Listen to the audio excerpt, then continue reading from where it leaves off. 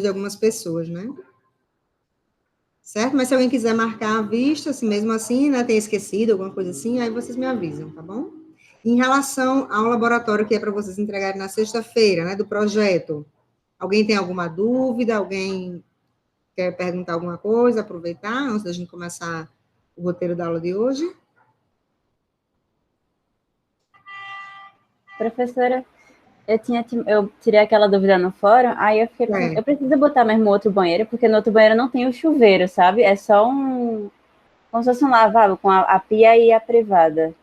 Aí não tem Na chuveiro no verdade, outro. assim, porque assim, como tem luz e tem pelo menos uma tomada, influencia na carga total, entendeu? Eu botei lá um quantitativo de cômodos, mas você acha que passou muito daqueles cômodos, foi isso? A sua casa tem vários cômodos, Porque, tipo, também tem a parte de cima, então, tipo, eu vou tirar a parte de cima também, né? Isso, não, eu digo assim, um pavimento só, você considera um pavimento inteiro, mesmo assim ficou grande, foi isso? Não, é só porque aquela parte é meio irrelevante, sabe? Aí eu tava precisando tirar aquela. Só ia deixar até a área de serviço daquela foto que eu mandei, da sala da frente até a sala de a área de serviço. Eu não cheguei a ver foto, na verdade, É que eu mandei para ver. foto, não aparece para mim no fórum lá, as fotos. Entendi. Viu? Mas, assim, na verdade, deixei um pavimento. Eu tinha entendido que era um pavimento que era muito grande. Aí, se for, você pode limitar naqueles cômodos que eu coloquei lá, tá? Tá. Tá bom. Sim, Paulo, né, tá perguntando como é que sabe o VA das luzes. Olha só, se por um acaso no seu quadro de distribuição não tiver nenhuma especificação, porque assim, suas luzes vai estar tudo num circuito, né? Vamos supor, está tudo num circuito 1, ou circuito 1, 2 e 5, sei lá. Se você não tiver como saber qual é a corrente desse circuito, qual é a capacidade, né? Você tem como saber, às vezes, o próprio disjuntor, se o disjuntor for de 10, então é de 10, tá? Então, você tem como saber pelo disjuntor, mas eu sei que algumas casas é um circuito só, né? Ou então, você não achou, a especificação do disjuntor já está apagada, já está, enfim, não dá para você ver. Se você não souber, então esse circuito você considera que é um circuito padrão, né, que é um fio que comporta até 10 amperes, tá certo? Então, aí você vai saber o VA das lâmpadas por causa do circuito que ela tá certo? Mesma coisa para as tomadas, tá bom? Então, se você não tiver, você sabe, na verdade, assim, não é que o circuito, a lâmpada ou a tomada vão ter tantos VA, eu tenho que especificar cada tomada, não é isso, é o circuito. O circuito é que vai ter a capacidade. Na instalação elétrica, quando você faz o projeto assim, você define, tantos metros quadrados, dá tantos volt-ampere de iluminação. Aí depois vai para a tomada, né? Tantos metros dá tanto de 100 volt-ampere por tomada, tantas tomadas. Isso para você montar os circuitos, entendeu? Como você já tem o circuito, você não precisa saber qual é o volt-ampere de cada lâmpada ou de cada tomada. Você vai dizer, olha, nesse circuito eu vou ter 6 lâmpadas penduradas, então, como a capacidade dele é de 10 volt-ampere, aí você sabe que, como é 220, você tem qual é a potência que está para aquelas lâmpadas ali, entendeu? Aquela capacidade daquele circuito, né, se tiver só iluminação, aí vai ser alta, entendeu? Então, fica um valor específico lá no diagrama unifilar. Não entendi. Como assim no diagrama unifilar? Da lâmpada?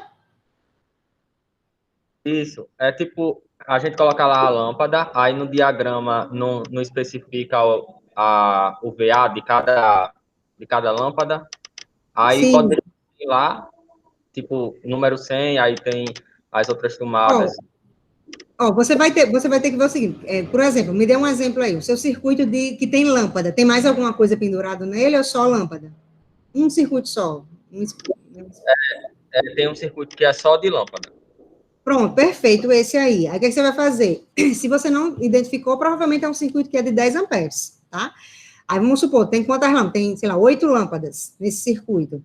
Aí você vai pegar a potência total, né, 220 vezes 10, né, 2.200, dividir pela quantidade de lâmpadas. Então, cada lâmpada ali nesse seu circuito vai ter essa capacidade em volt-ampere, entendeu? Então agora entendi. Eu divido. Ou seja, se eu tenho só, sei lá, tenho X lâmpadas naquele circuito que é só de lâmpada, a potência vai ser dividida igualmente para X lâmpadas. Você pode pensar assim, tá bom? Pronto, então tá certo. E aí, pessoal, alguém tem mais alguma dúvida? Professor, isso é dependente do tipo de lâmpada, né? Isso, porque a gente vai considerar o ponto, né? Aí, assim, na verdade, quando a gente faz a instalação, a gente pensa que, em relação à iluminação, que a gente vai botar a lâmpada que consome mais, né? Porque aí, se você botar uma de LED, sei lá, vai consumir menos, claro, você vai economizar. Mas a capacidade na instalação tem de estar lá para você colocar um incandescente, por exemplo. Entendeu? Entendi. O que vocês, é uma pergunta importante essa de Lucas, o que vocês vão colocar no projeto não é o que vocês estão usando de carga na casa de vocês, não. É o que tem de capacidade instalada, entendeu?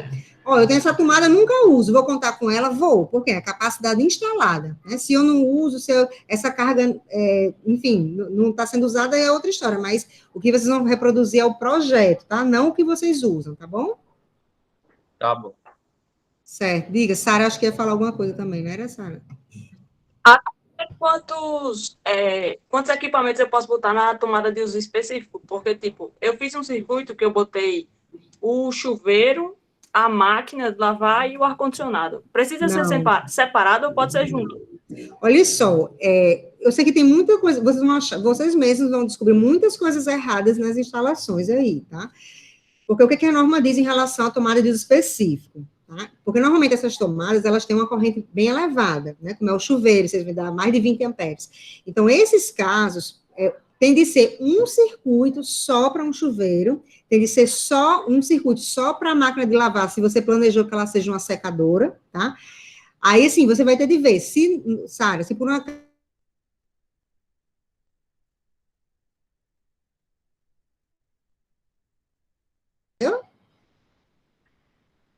Porque lembre que vocês vão fazer um laudo do circuito que vocês têm em casa.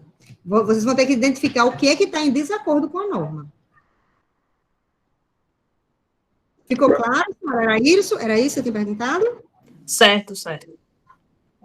Ficou. Aí, tipo, um exemplo, na área de serviço, eu faço um circuito só para uso específico do serviço. É o que eu estou querendo dizer, você não vai fazer nada, você vai ter de ver como é que está na sua casa. Porque você falou aí, cortou. Você não vai fazer nada, você vai só ver como é que está feito. Entendeu? Agora sim, quando você for, não sei se você está perguntando, no relatório que você for fazer, apontar as correções, aí você vai dizer, nessa área de serviço, deveria ter um circuito exclusivo para a máquina de lavar, se for uma lave-seca, né, por exemplo, deveria ter um circuito exclusivo. Aí você vai ver, a iluminação é o mesmo circuito da tomada, né, não é protegido contra choque, né, essas coisinhas assim, aí você vai identificar se está errado ou não, mas o que você vai botar lá é o que é de fato, e você vai só apontar como é que deveria ser corrigido. Entendeu? Não é para vocês refazerem o projeto da casa de vocês, não. Senão não vai dar nem tempo. Tá certo? Certo. Então, tipo, a ideia é fazer meio que um antes e um depois, né? E dizer o que tá a favor da norma, essas coisas assim? Só que o antes, a planta que eu quero que vocês peguem a casa de vocês e tentem passar para o papel o projeto elétrico dela, tá certo? Claro que não vai ser preciso, porque a gente não tem como ver 100% tudo, mas tem como ter uma ideia muito boa seguindo aqueles passos que eu coloquei lá, tá? Então, vocês vão botar no papel como é que está o projeto. Aí, vocês não vão precisar refazer esse projeto, não. Vocês vão precisar só dizer, no relatório, vocês vão dizer, olha, está errado isso, né? E lá na frente vai dizer, olha, como é que seria o projeto correto? Em vez disso, devia ser alterado para isso, entendeu? Entendi. Obrigado. Certo? Nada. Ótimo. E aí, mais alguma dúvida?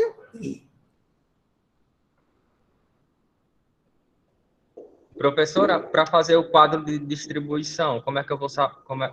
Tenho que desprender ali o quadro de cargas, para poder ter a fiação? Olha, é a mesma lógica do diagrama unifilar. Vocês vão ter de investigar que disjuntor tem aí na sua casa, né? Eu sei que alguns vai ficar mais difícil, mas alguns têm algum código, alguma coisa, busquem no Google, vejam com o fabricante. Eu quero que vocês identifiquem se é, por exemplo, um DTM, se é um DR, se é um IDR, e qual a capacidade de corrente. Se não achar de jeito nenhum a capacidade de corrente, muito provavelmente é 10 amperes, né? Que é o mesmo caso dos circuitos lá. Então, pelo disjuntor, você identifica qual é a capacidade daquele circuito, entendeu? Aí vocês, no diagrama que eu quero que vocês desenhem, vocês me dizerem como é as ligações. É um DTM, então como é que você bota, como é que passa a fase, como é que passa o neutro. Ah, não, é um DR, então como é que passa a fase, como é que passa o neutro? Eu quero que vocês botem o desenho como se fosse por trás, né? Mostrando como é que tá as conexões aí do quadro da sua casa, entendeu? Ah, sim, então ficou mais claro agora. É, Obrigado. isso. É só para mostrar as ligações, vocês vão identificar quais são os dispositivos, aí tem que ser fiel, né? Esse circuito 1, esse circuito 2, é quando você for para a tabela, o circuito 1 é o que liga e desliga a iluminação, então lá no circuito 1 tem que estar claro que lá é a iluminação, né? Ah, é um DTM, então lá na tabela tem que estar lá que é um DTM, certo? Alguma pergunta a mais? Se alguém lembrar de alguma coisa, no final a gente pode ver de novo, tá bom? Se alguém tiver mais alguma dúvida, não lembrar de falar agora. Eu vou projetar aqui o roteiro, tá? Da aula de hoje. Professora? Pode dizer, Lamar. Eu cheguei um pouco tarde na aula. Pode dizer. Não sei se a senhora já comentou. É referente à tabela dos circuitos. Ninguém perguntou. Potência máxima e a potência máxima e a corrente máxima tem que seguir a norma ou, tipo, o disjuntor, por exemplo, aqui de casa é de 20 amperes? Pronto. Tem que colocar o valor da corrente do disjuntor ou da norma? Não, na verdade, assim, isso vale para as tabelas, vale para o diagrama unifilar e vale para o quadro de distribuição. Vocês vão reproduzir o que está na casa de vocês, tá? É como se vocês passassem para mim o projeto elétrico da casa de vocês. Claro que não vai ser 100%, né, mas vai dar uma ideia boa, né, vocês seguindo os passos lá que eu coloquei no roteiro. Aí, no relatório, é que você vai apontar, você vai dizer, olha, é um laudo que vocês vão fazer, isso está errado, então corrigir, o correto deveria ser assim, assim, assim, né? Eu quero que vocês apontem o que é que está em desacordo com a norma no projeto de vocês. Aí, em relação pode falar. Tem como a senhora repetir que deu uma travada aqui, eu não escutei nada. Certo. Por favor. Tanto vale para o quadro de distribuição, para o diagrama unifilar, como para as tabelas. Vocês vão reproduzir o que está na casa de vocês, tá? Então, vocês vão botar no papel exatamente como está. Aí, o relatório, na verdade, é um laudo. É isso que eu quero que vocês façam, um laudo. Então, vocês vão mostrar como é e vão dizer, olha, isso está em desacordo com a norma, o correto seria isso, isso e isso. Então, vocês vão apontar o que está em desacordo, né? E dizer também como é que seria a forma correta. Em relação à potência, você vai se basear justamente nos disjuntores, né? O seu disjuntor, você falou que é 20 amperes. Então, eu sei que a capacidade daquele circuito é 20 amperes, entendeu? Se, por um acaso, você pesquisou no Google, você tentou achar e não viu qual é a capacidade de um determinado disjuntor, aí você pode assumir que aquele disjuntor é 10 amperes, né? Porque é o padrão, né? Os circuitos terminais, normalmente, a gente limita em 10 amperes, então, normalmente é 10 amperes. Mas se eu sei que aquele disjuntor é o circuito de um chuveiro, então, eu já sei que não é 10 amperes. Então, ser coerente, assim, também, tá certo? Com as cargas que tem naquele circuito, tá bom? Era isso, Marco? Professora, a potência de cada tipo de carga, eu calculo como? Olha, você não tem, por exemplo, esse circuito que tem 20 amperes, certo? Você não sabe que a potência é 220? Sim. Sim, entendi. Entendeu? Aí você acha a potência. Aí, se por um acaso, que eu tinha falado antes, acho que você não estava aqui ainda, se por um acaso você tem um circuito que é só iluminação, né? Aí, como é que eu sei qual a potência de cada lâmpada dessa? Vamos supor que seja só iluminação. Aí, eu sei que, eu vi lá que é 10 amperes. Aí, ou seja, 220 volts vai dar 2.200 VA. Então, eu tenho, sei lá, 10 lâmpadas, então eu já sei que vai ficar 220 volts ampere para cada lâmpada, entendeu? Você divide para as cargas que estão naquele circuito. Tá Sim, certo? entendi. Outra coisa, professora, o disjuntor principal, né, eu olhei lá, tá apagado a parte da corrente. A senhora pode dizer, assim... Pode dizer. É porque eu olhei, observei e estava apagado, sabe, a parte da corrente. Não tem como ver. Tem um valor... Mas o disjuntor geral ou os principal, terminais? geral, que fica fora da casa. Certo, mas os terminais... Você tem como ter uma ideia também, você vendo a potência dos terminais, né? Dos terminais são 2 de 20 e 1 de 15. Geralmente o principal é maior, né? Tem que ser maior a corrente. Isso. Olha, eu posso estimar um valor? Pronto, em último caso mesmo, se realmente não conseguir achar de jeito nenhum, uma forma também que teria, que eu acho que é mais difícil também a gente fazer, é de ver a bitola do fio, né? Se você tiver acesso ao fio e ver qual é a espessura dele, mas eu sei que realmente é difícil, nem todo fio tem marcação, para a gente medir também, enfim, eu acho que também não é por aí, mas é uma forma de fazer se a gente conseguisse. Mas aí você pode, em último caso mesmo, seria estimar, né? Sei lá, se ele tem de 2 de 20 e de 15, sei lá, de repente você pode botar como se fosse de 45, né? Ou um pouquinho menos, enfim, mas você pode estimar sim, tá? Aí você justifica. Você, como a gente pediu as fotos, justamente para esse tipo de coisa. Quando tiver alguma coisa que seja, a gente achar que não é muito coerente, a gente vai ver por que você botou isso. Se tiver de acordo, assim, com a lógica, né, você explicando no relatório, não tem problema não. Certo. Certo? Bom, então vou colocar aqui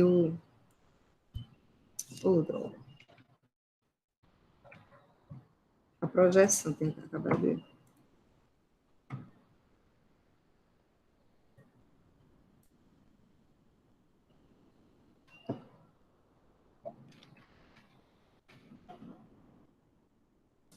Pronto, tá vendo, né? Estão vendo, né? Essa aula 21 sobre máquinas, na verdade, é uma parte bem introdutória, né? Porque, assim, tanto que eu falei de máquinas, de equação em si, não tinha praticamente nada, né?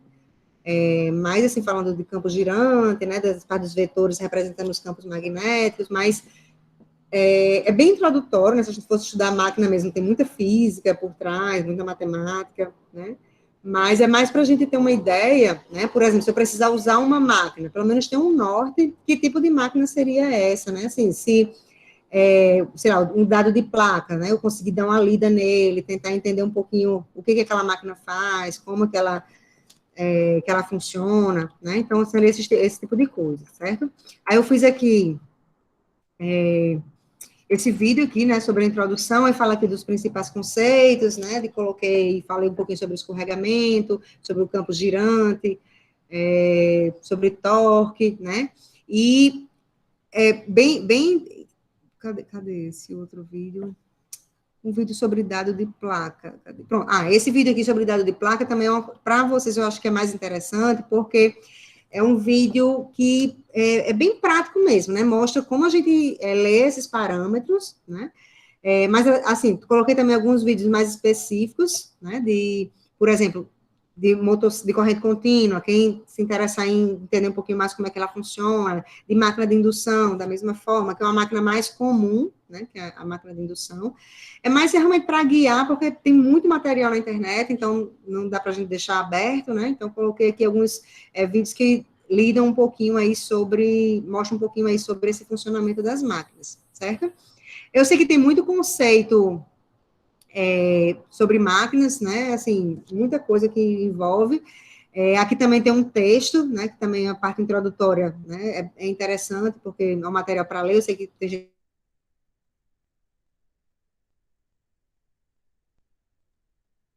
realmente mais teóricos, né? Esse daqui, talvez, que a gente precise identificar esses dados de placa e tal, né? Mas não tem muito que a gente explorar, porque realmente a gente está vendo aqui de uma forma bastante simplificada, né? Então, a gente vai explorar mais essa parte teórica mesmo. Identificar os tipos de máquinas, qual a principal diferença entre elas, né? Seria basicamente isso. Alguém tem alguma dúvida sobre os vídeos ou sobre algum conceito? Em relação à teoria primeiro, assim, alguém tem alguma dúvida, alguma coisa, algum comentário sobre algum conceito, alguma passagem aí do vídeo ou de algum material? Professora, você pode explicar só aquela parte do escorregamento que tem no slide, a parte que tinha partida, aí tinha aquela fórmula lá, que dizia das velocidades? Certo, eu vou falar um pouquinho sobre escorregamento, tá certo. Na verdade, é assim, a máquina de corrente alternada, né, ela se divide em duas grandes categorias, né, que é a máquina síncrona e a máquina assíncrona, né. A assíncrona, né, ou seja, sem sincronismo, ela é popularmente conhecida como máquina de indução, né. O princípio de funcionamento delas é bem diferente, né? Por exemplo, a máquina síncrona, o que acontece? Ela tem esse nome, chama síncrona, por quê? Todas as máquinas, o que acontece? A interação entre o campo do estator, que é a carcaça, né? Normalmente é a carcaça, mas e o rotor, que é a parte girante, né? Cada um tem seu campo, né? Então, a interação entre esses dois campos, né, é que faz o motor girar, né? A máquina girar. Então, dependendo de como são gerados esses campos, de como essa interação, aí é que caracteriza cada máquina, tá?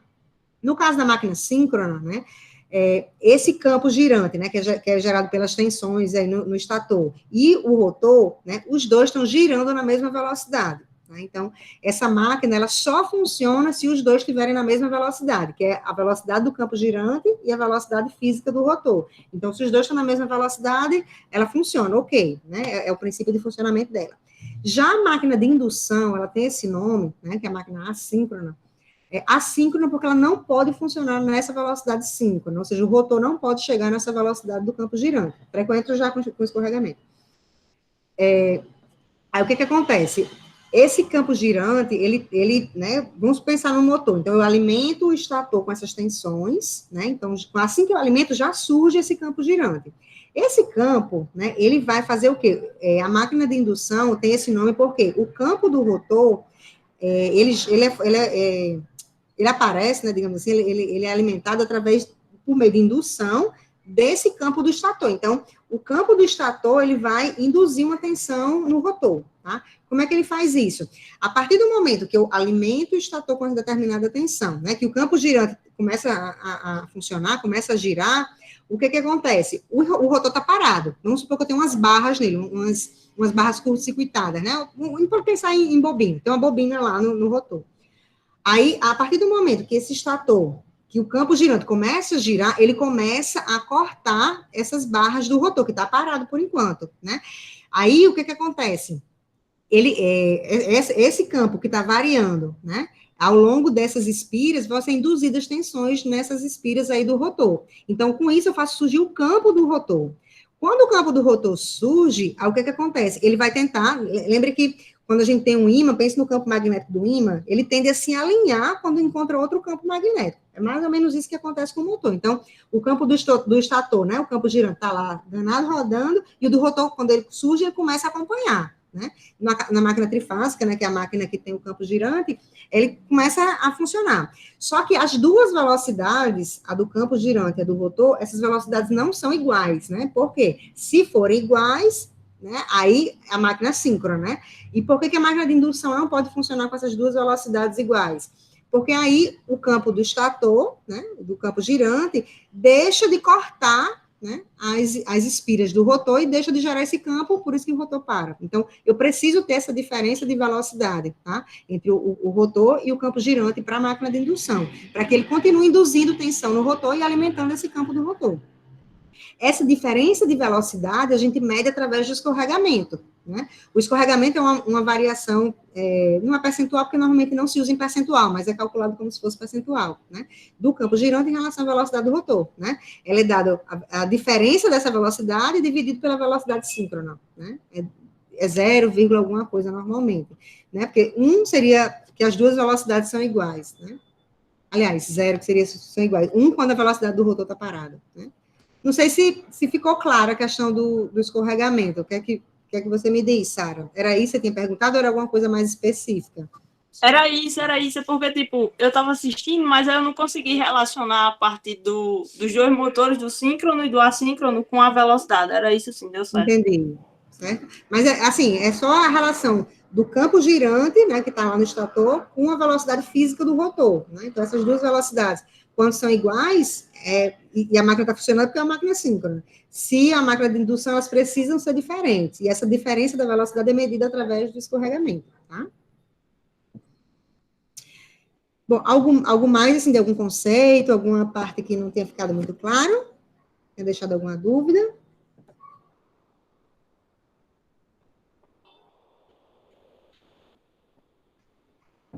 Bom, então, deixa eu ver aqui, deixa eu passar aqui para as questões.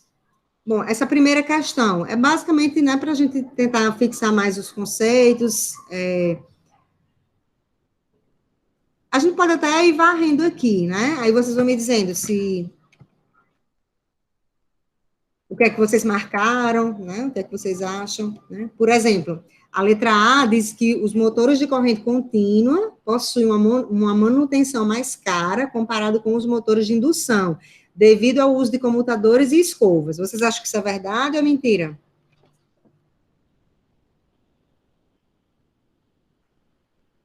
Muito bem, Paula, isso mesmo, é verdade, né? Porque lembra que eu falei que a máquina de indução, ela não tem essas escovas aí, esses comutadores, né? Nem comutador nem escova. Por quê? Porque o rotor da máquina de indução, né? Se for rotor em gaiola, ele é todo curto-circuitado, então eu não tenho acesso a ele, né? Essas escovas é quando eu preciso ter acesso ao rotor, né? Porque ele está girando, né? E eu preciso ter contato com os fios lá dentro que está girando também, né? Então, isso é trazido, né, para o eixo e o eixo fica girando e tem a escova que fica em contato com esse eixo para pegar essa medição, né? Então, isso aí tem um atrito constante, né? Isso aí já realmente tem uma manutenção bem rápida, né? Bem distante, tem que ficar trocando essas escovas aí, tá? Bom, aí pode falar. Mas é mais caro, então, pela quantidade de manutenções que tem que se fazer, ou pela realmente o custo dessas questões da escova? Não, olha só, se você está perguntando o preço da máquina, aí é mais caro por outra razão. Mas aqui essa questão está específica da manutenção, né? Então, Então, mas a quantidade de manutenção, pelo que eu entendi, que você disse agora, a quantidade, tem uma quantidade de manutenções muito mais recorrentes do que a outra, né? Isso que encarece a manutenção ou não? Só uma manutenção já é mais cara que a outra? Não, porque olha só, estruturalmente, as duas máquinas são muito parecidas, né? Assim, tem o estator, tem o rotor, tem as bobinas que vão, tem os mancais que sustentam o eixo, mas pronto, as duas são mais ou menos parecidas, aí, estruturalmente falando, né? Tem os fios lá. Então, se eu construo as duas da mesma forma, né? Aí, a máquina de indução, o rotor é curto-circuitado, eu não tenho escova, não tenho acesso. E a máquina de corrente contínua tem as escovas.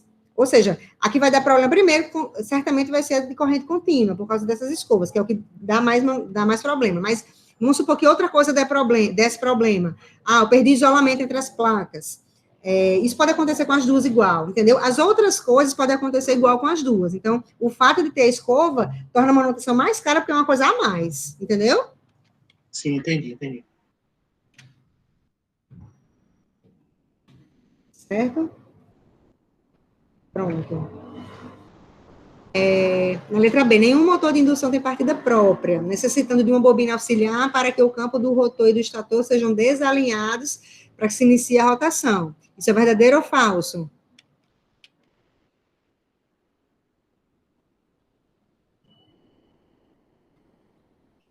Assim, talvez não seja interessante eu ficar fazendo isso de um por um, porque, assim, eu sei que algumas pessoas não fizeram um roteiro, né? Aí isso é ruim porque essas questões estão aí justamente para que, se passou despercebido, você leu rápido, para que você possa voltar e entender o que é aquilo, entendeu? Mas é falso mesmo, Paulo, porque a máquina trifásica tem partida, a monofásica de indução que não tem, mas a trifásica tem, tá? Aí, isso está nos vídeos, entendeu? Está no material. Então, assim, eu queria que vocês fossem buscar essas informações lá, tá? Então, vou mudar um pouquinho a dinâmica, então. Eu queria... Isso, exatamente, Paulo. Tem lá mesmo. Então, vamos fazer o seguinte, se alguém ficou em dúvida em alguma parte delas, eu vou voltar para fazer assim, tá? Se algum desses itens alguém não entendeu o que quer dizer, ou ficou em dúvida, ou não tem certeza, a gente comenta, tá certo? Professora, eu fiquei em dúvida Pode dizer. Olha aqui, porque teve duas que eu fiquei em dúvida. Certo, pode dizer. Esse aqui, AF, que ele diz a função do comutador é trocar periodicamente o sentido da corrente na armadura de tal modo a garantir que a corrente seja alternada na saída.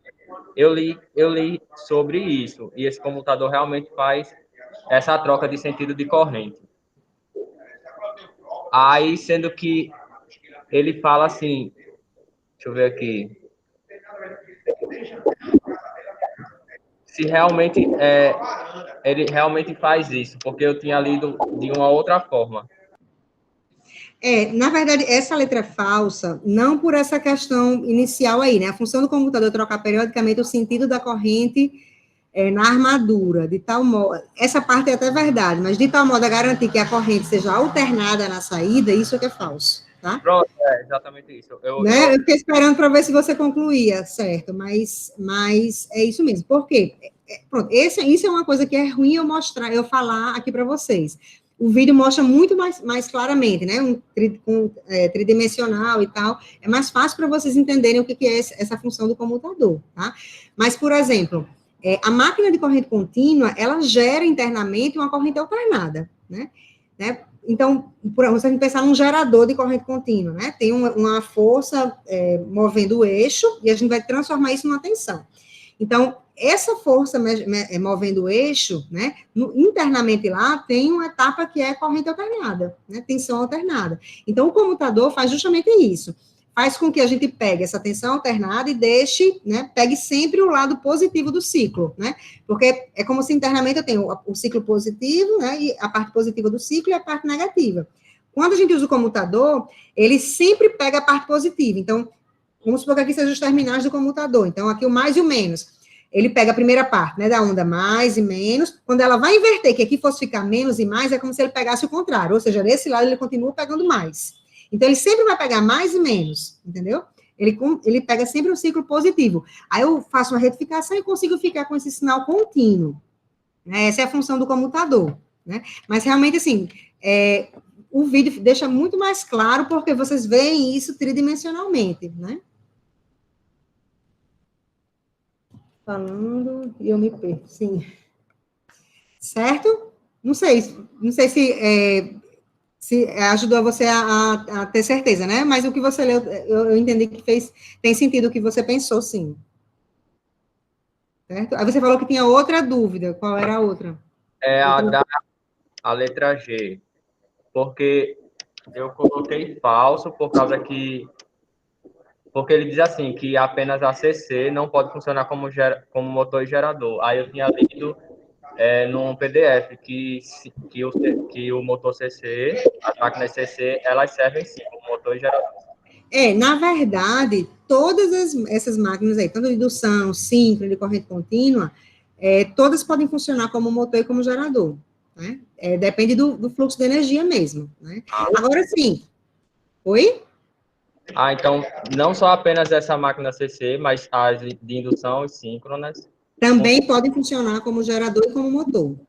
Agora, sim, é o que eu tenho dizendo, algumas têm características que o rendimento fica melhor se for como motor do que as outras, ou outras como gerador, né? Então, aproveita algumas características para usar. É por isso que é mais comum, por exemplo, o motor ser de indução, né, mais barato, por causa do rotor em gaiola, a manutenção é melhor, a máquina é mais barata. Então, como motor se usa muito, é muito mais popular ter um motor de indução. Já como gerador, o mais comum, se for tensão alternada, é um gerador síncrono. Por que isso? Eu não sei se vocês lembram, mas a velocidade do campo girante lá, né, o ômega S, é 120F sobre P. 120F, F é a frequência e P é o número de polos, né, que depende da estrutura da máquina. Então, o que acontece? No gerador síncrono, vocês lembram que a velocidade do rotor é igual à velocidade síncrona, ou seja, o ômega S é igual ao ômega R. Então, o ômega R é igual a 120F sobre P. Isso quer dizer o quê? Que a minha frequência da tensão no estator é diretamente proporcional à velocidade do rotor. Então, é muito mais fácil para eu controlar. Então, eu quero uma frequência de 60 Hz, basta que eu gire a velocidade X. Entendeu? Então, como gerador, é mais fácil o controle se eu usar um gerador síncrono do que um gerador de indução, por exemplo, né?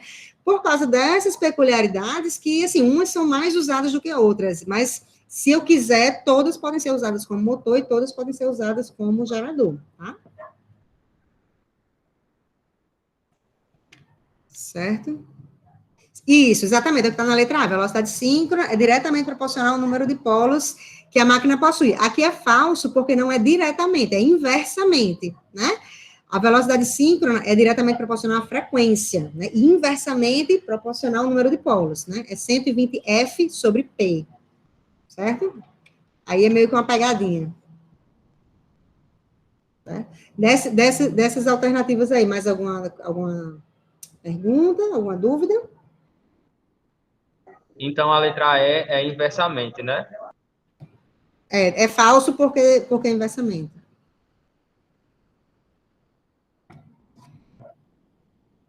Mas como eu tinha visto uma adequação, até que a senhora estava falando agora, do número de polos. Aí ele fala, aí como a equação, qual era a equação mesmo? Deixa eu olhar aqui. Da velocidade síncrona? Sim. 120F sobre P. Pronto. Aí ele falava sobre que era diretamente proporcional. A frequência. E a frequência. Aí, nesse caso, não é por causa que está falando da velocidade, não é isso?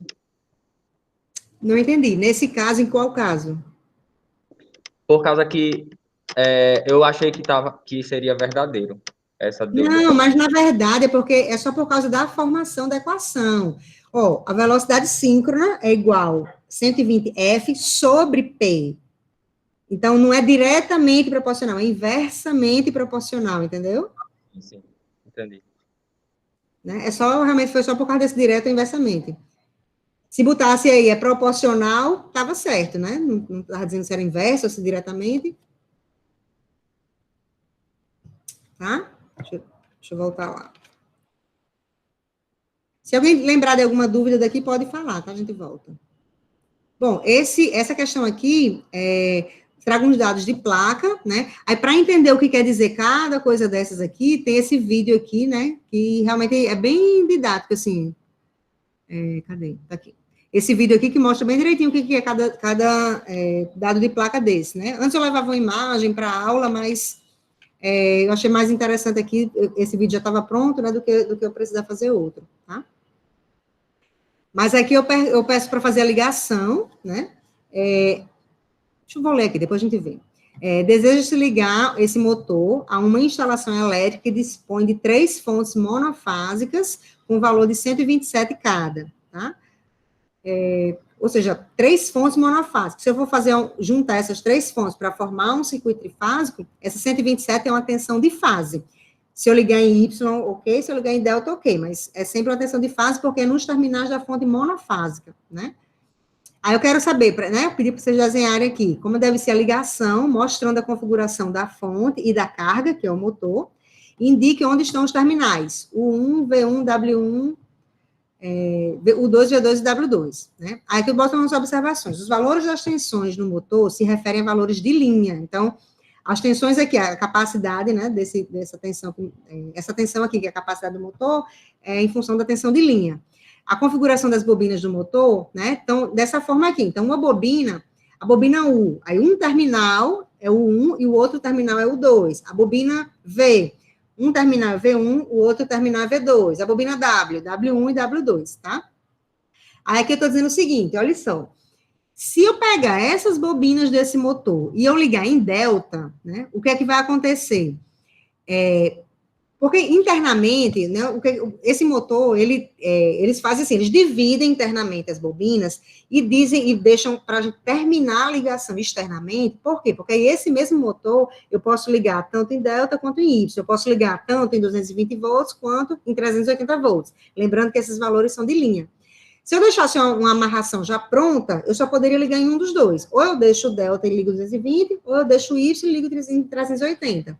Então, para ter essa versatilidade, ele deixa as bobinas sem conexão e a gente faz a conexão externamente, tá? Aqui no motor, né, eles têm uns bornes que a gente só faz conectar. Aí, como é que é essa conexão? Se a ligação for delta, eu vou ter de ligar esse terminal W2 com o terminal W1, então eu vou pegar o motor lá, pego um fio e ligo do ponto W2 até o ponto W1. Mesma coisa, do ponto U2 até V1 e de V2 até W1. Se eu fizer essas conexões, a máquina está ligada em delta. E onde é que eu alimento? Eu vou alimentar aqui, onde está L1, L2, L3, são as linhas. Linha 1, linha 2, L3, ou seja, A, B, C, fase A, fase B e fase C.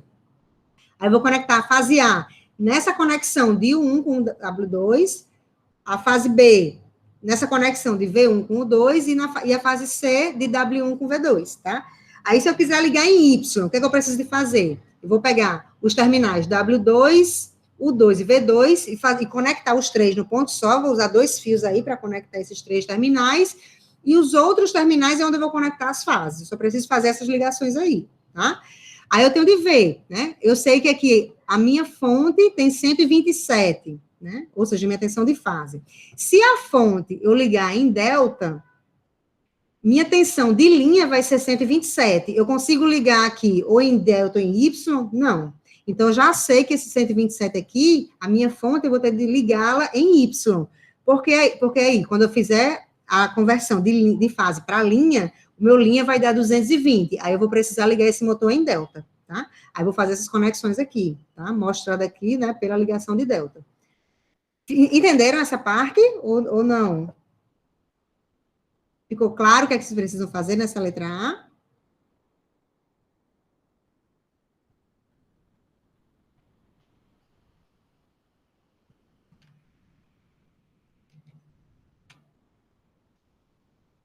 Vou entender que sim, né? Ninguém perguntou nada. Aí eu pergunto aqui, qual a potência complexa desse motor? Eu quero o fasor de potência aqui, né? Eu tenho esses valores aqui, tensão e corrente, são valores de linha, tá? Então, eu vou pegar tensão de linha, corrente de linha, e eu tenho o fator de potência aqui, ó, fator de potência, 0,82. Tá? Então, com isso, eu consigo achar essa minha potência complexa, certo? Aí, aqui, na letra C, eu pergunto, se este motor for alimentado com a sua potência ativa nominal, né, porque aqui, assim, a rotação dele é 1.725, mas se eu alimentar com a tensão menor, eu não chego nessa rotação, né? Então, se eu alimentar, se eu tiver todos esses valores aqui, eu estou trabalhando com os meus valores nominais, né, que são os valores, né, de plena carga aí, tá? Né, são os valores que ele trabalha, se eu tiver com potência nominal, tensão nominal, corrente nominal, carga nominal, tá? E esse FS aqui, não sei se vocês prestaram atenção, é tipo um fator de serviço, ele aceita aqui 25% a mais do que os valores nominais, ou seja, de sobrecarga ele aceita até 25%, né? Mas claro que não é bom a gente planejar essa máquina operando com esse valor de sobrecarga, né? É bom planejar tudo que ele trabalha com o valor nominal dele, certo? Sim, mais uma observação, esses dois valores aqui, né? Tensão, 220 e 380, qual dos dois? Aí depende da configuração que você vai ligar o motor. Se for em delta, vai ser 220 de linha, se for em Y, 380 de linha, né? Se for em delta, 2,89 o valor da corrente, né? E 1,67 o valor da corrente aqui nas bobinas, tá? Aí, se esse motor for alimentado com a sua potência ativa nominal, qual será a potência ativa referente às perdas? Isso aqui eu vou saber porque eu tenho o rendimento dele, ó, aqui, né? O rendimento dele é 83%. Então, se eu alimentar com essas tensões nominais, correntes nominais, ou seja, potência nominal, eu tenho esse rendimento, né? Então, na saída, eu vou ter só 83% desse valor de potência. A diferença vai ser perda, tá? Então, 27% aí vai ser de perda. Ou, aliás, 17% vai ser de perda, né? Certo? Então, basicamente, era isso que era para fazer nessa questão, certo? Alguém ainda ficou com alguma dúvida de como resolver essa questão? Que bom, Paulo.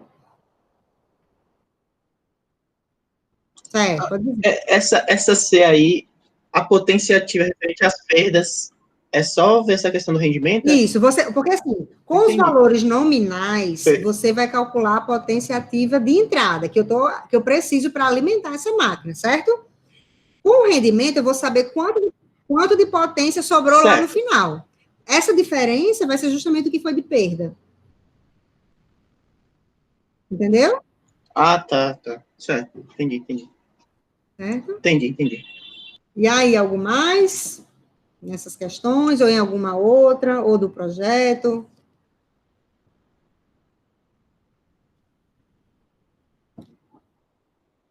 Tá, acho que, por enquanto, para mim, não. Certo? Quinta-feira talvez venha a dúvida do projeto de novo. Tá certo. Eu tenho só esquecido de abrir aqui a planilha das presenças. Deixa eu abrir aqui. Mas vamos pensando aí, se tiver alguma dúvida ainda. enquanto eu ajeito aqui a planilha. Deixa eu ver aqui. Hoje é dia 17, né?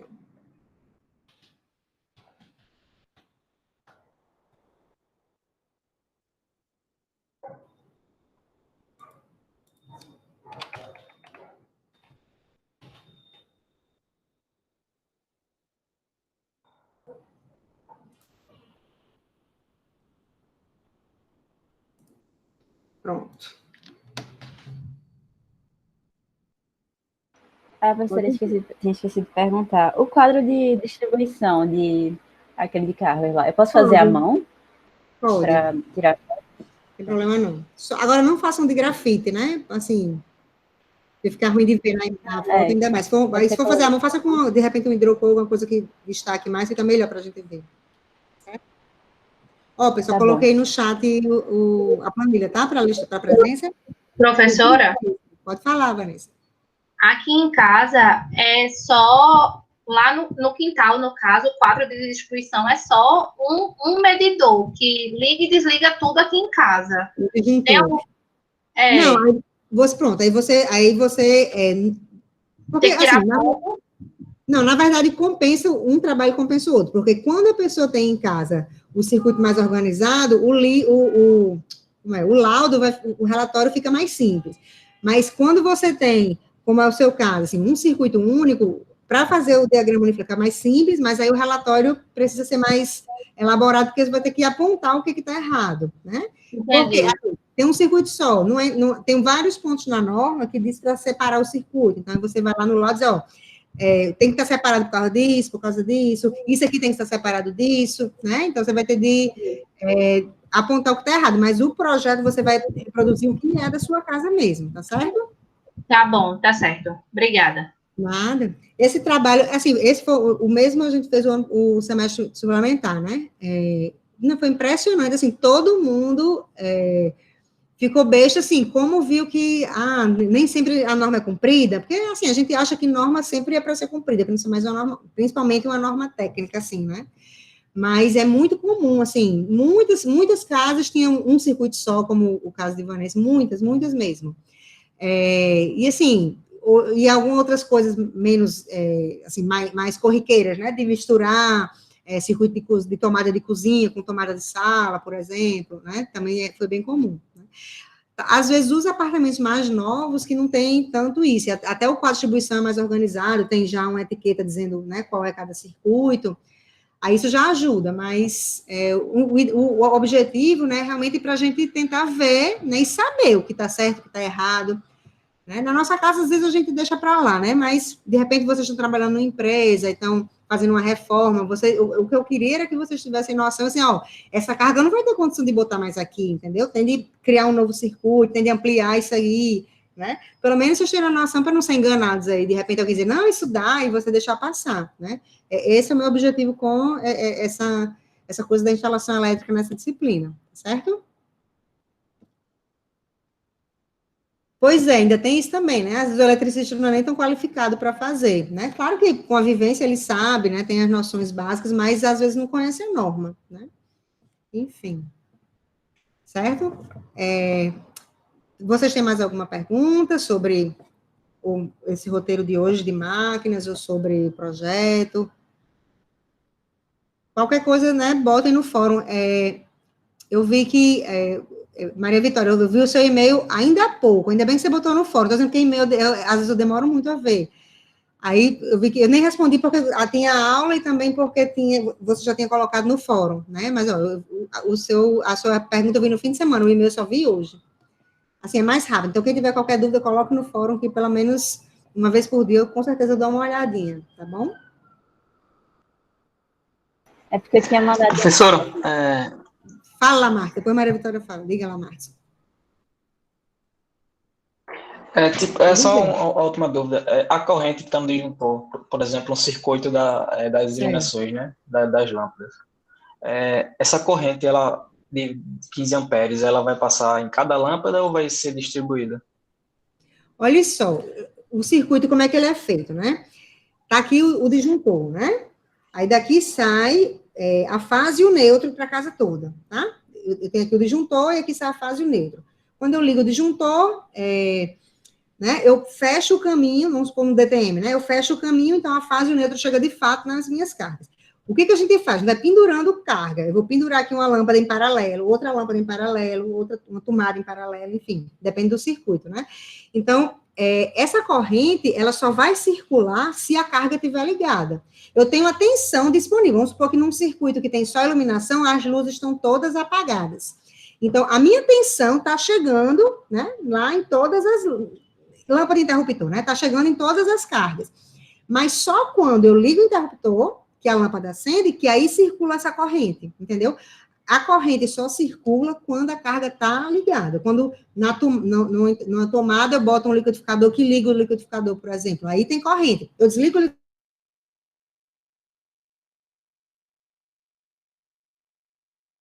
liquidificador, né? Quando eu uso a carga. Era isso que você tinha perguntado? Sim, professor, obrigado. Nada.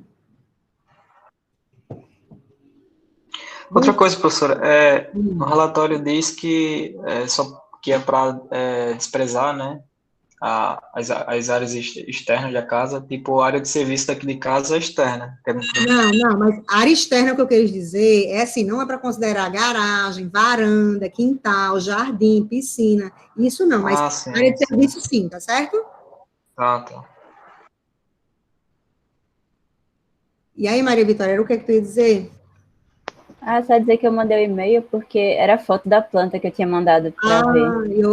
Eu só vi, eu vi o texto que era a mesma coisa, nem reparei. Uhum. É porque eu não sabia que dava para enviar foto no fórum. Aí, mesmo que você não tenha visto, mas tinha lá a opção.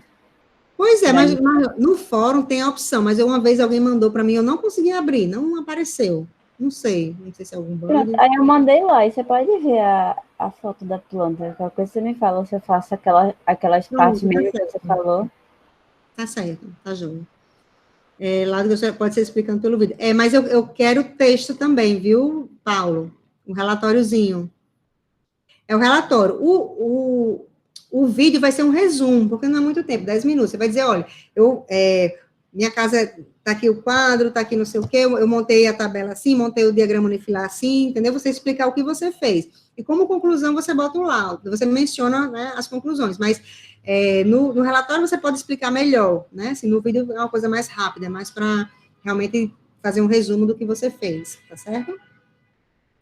Outra coisa, eu lembrei de uma dúvida, com relação à proteção do fio, tipo, quando eu sair do quadro de distribuição, aí eu passo uma proteção para cada circuito, né?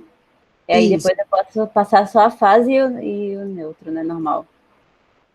A gente tem uma proteção geral, né, que eu habilito e desabilito tudo, e tem uma proteção específica para cada circuito, né? Aí não tem nem como eu saber, né, se no meu tem ou não, ou tem como saber. Você diz o quê? Qual circuito é? A proteção para cada um, se tem. Não, então, não tem um disjuntor lá? Tem? Tem. Então, não tem nenhuma especificação, alguma letrinha, alguma coisa, vá no Google, porque no Google você consegue achar. Porque no disjuntor tem só, tipo, C, não sei o quê. Entendeu? Bom, não sei, mas esses circuitos terminais, é como eu estava dizendo no início, se por um acaso você não encontrar de jeito nenhum qual é a corrente, você pode considerar 10 amperes.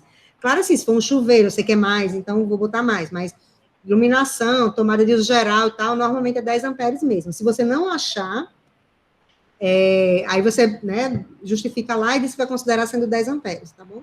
Tá bom.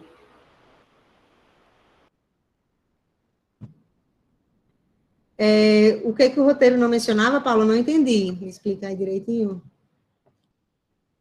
Não, porque no roteiro do laboratório, os 4, né? Não falava sobre fazer realmente fazer o que a senhora disse, um laudo. Só mencionava sobre... Mas lá tinha assim, um relatório que você precisava responder 2 questões nesse relatório, não era? Não tinha que conter as fotos, as tabelas, e tinha que responder as 2 perguntas. Porque quando eu estava lendo, aí eu pensei que era só as fotos de tudo que a gente fez, como a gente fez. Vou abrir aqui para gente ver. Aí, ainda bem que a senhora falou sobre isso, porque eu realmente estava pensando em fazer isso, em fazer algum texto. Ó, é tanto que... Quer ver? Peraí, deixa eu ver aqui. Cadê? Peraí. Professora, assim, eu entendi que era para ser respondido no vídeo, essas questões aí. Né? No caso, o item 5. As duas questões do livro, só no Que era vídeo. para ser respondido no vídeo. Realmente não especifiquei aqui, estou olhando aqui, peraí, eu tinha botado assim, ponto 5, análise da instalação. Ao analisar a instalação da residência, responda 2 perguntas, certo? Aí deixa eu ver aqui, atividade, meio digital, você produziu um vídeo, tal, deve aparecer no vídeo. A entrega do trabalho consiste no envio do link, né? Mais 5 imagens, planta baixa, não botei mesmo. As imagens devem ser impressas em um arquivo PDF, pode ser convertido em PDF. Tem razão. Como eu não coloquei aqui, então... Pode ser no vídeo, então, tá certo? Realmente, vou seguir como está aqui. Pode ser no vídeo, então, a conclusão do laudo, né? Pronto, mas mesmo assim eu vou detalhar só para detalhar nos vídeos falando sobre. Certo. Porque realmente, agora que eu vi que eu não incluí isso. Mas fiquem à vontade, então. Algo mais? Todo mundo assinou lá o formulário?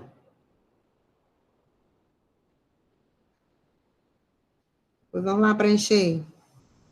Certo? Então, eu vou parar a gravação. Professora, Pode dizer. a vídeo da segunda agendar não naquela planilha. Ela tá travada.